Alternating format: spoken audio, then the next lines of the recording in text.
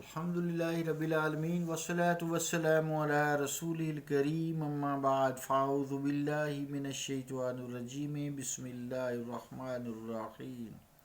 عزیزان گرامی قدر، السلام علیکم ورحمۃ اللہ وبرکاتہ۔ حضرت کعب بن مالک رضی اللہ تعالیٰ عنہ کا واقعہ بیان ہو رہا تھا، ان کی داستان غم بیان ہو رہی تھی جو ان کی زبانی بیان کر رہا تھا۔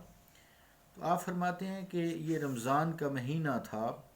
حضرت کعب کہتے ہیں کہ حضور کا یہ معمول تھا صلی اللہ علیہ وآلہ وسلم کہ سفر سے چاشت کے وقت واپس تشریف لاتے، پہلے مسجد میں 2 رکعت نماز ادا فرماتے، پھر سب سے پہلے اپنی نور نظر حضرت خاتون جنت فاطمہ الزہرا رضی اللہ تعالی عنہا کے گھر تشریف لے جاتے، پھر اپنی ازواج مطہرات کو اپنے دیدار کا شرف بخشتے، پھر حضور علیہ الصلوۃ والسلام عوام کی ملاقات کے لیے تشریف فرما ہوتے۔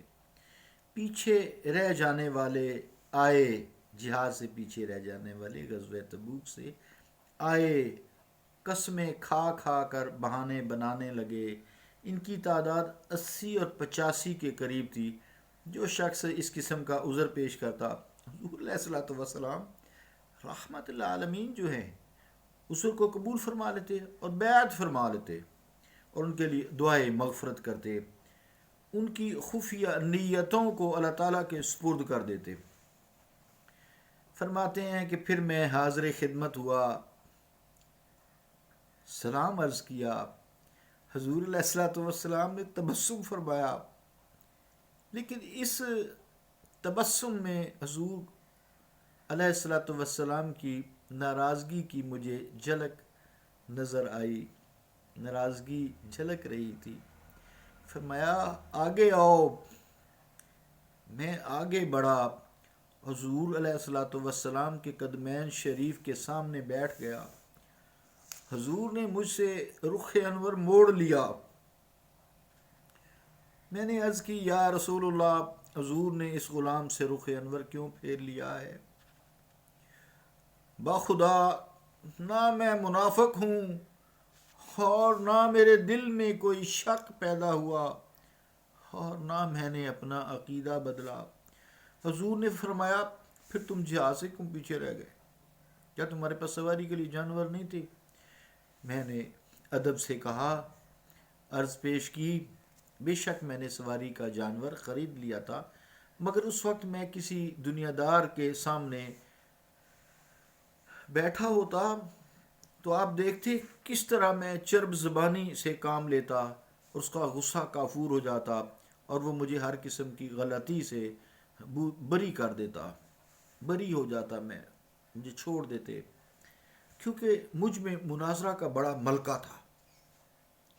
لیکن میں جانتا تھا کہ میں اللہ کے رسول کی بارگاہ میں حاضر ہوں، اگر میں نے جھوٹ بھی بولا تو اللہ تعالیٰ آپ کو اس پر آگاہ کر دے گا، وحی کر دے گا، اور آپ مجھ پر اور زیادہ ناراض ہوں گے، اور اگر میں نے سچی سچی بات کہہ دی تو حضور علیہ الصلوۃ والسلام مجھ پر ناراض تو ہوں گے، لیکن مجھے امید ہے میرا رب مجھے معاف فرما دے گا۔ یہ سوچنے کے بعد میں نے عرض کی یا رسول اللہ، سچی بات تو یہی ہے کہ اس غیر حاضری کے لیے میرے پاس کوئی بہانہ عذر نہیں ہے۔ اس روز جس قدر میں صحت مند اور خوشحال تھا، اس سے پہلے میں نہ تھا۔ جب حضرت کعب نے یہ گزارش کی، آقا علیہ الصلوۃ والسلام نے فرمایا اما ھذا فقد صدق، البتہ اس شخص نے سچی بات کہی ہے۔ فرمایا تم اب گھر چلے جاؤ یہاں تک کہ تیرے بارے میں اللہ تعالیٰ کوئی حکم نازل کرے۔ چنانچہ میں کھڑا ہو گیا اور اپنے گھر کی طرف چل پڑا۔ بنو مسلمہ کہ چند آدمی میرے پیچھے پیچھے چل پڑے۔ انہوں نے مجھے کہا ہمیں علم ہے اس سے پہلے تجھ سے کبھی کوئی ایسی غلطی صادر نہیں ہوئی، اگر تم کوئی بہانہ بازی کر لیتے، عذر پیش کر لیتے جس طرح دوسرے پیچھے رہ جانے والے نے عذر بہانے بنائے ہیں، تو تجھے بھی معافی مل جاتی۔ حضور علیہ الصلوۃ والسلام تمہارے رب سے مغفرت طلب کرتے، اپنے رب سے جب مغفرت طلب کرتے تو اللہ تعالیٰ تمہیں بخش دیتا۔ تو یہ سارے داغ بھی تمہارے دھل جاتے. میرے قبیلے والے مجھے جھڑکتے رہے, سرزنش کرتے رہے, یہاں تک کہ میرے دل میں یہ خیال آیا کہ میں واپس لوٹ جاؤں اور حضور کی بارگاہ میں غیر حاضری کا کوئی نہ کوئی عذر بہانہ پیش کر دوں. پھر سوچا دو گناہوں کو ہرگز جمع نہ کروں گا, جہاد میں شرکت سے محروم رہوں اور پھر حضور علیہ الصلوۃ والسلام کی بارگاہ میں جھوٹ بولوں. ایسا کرنا میرے لیے ممکن نہیں. پھر میں نے ان سے پوچھا کہ کوئی اور شخص بھی ہے جس کے ساتھ یہ معاملہ کیا گیا.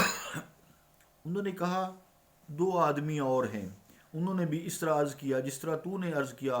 ان کے لیے بھی آپ صلی اللہ علیہ وآلہ وسلم نے ارشاد فرمایا جو تمہارے لیے ارشاد فرمایا. میں نے پوچھا وہ کون ہیں؟ مجھے بتایا گیا کہ مرارہ بن ربیع العمری اور حلال بن امیہ الواقفی.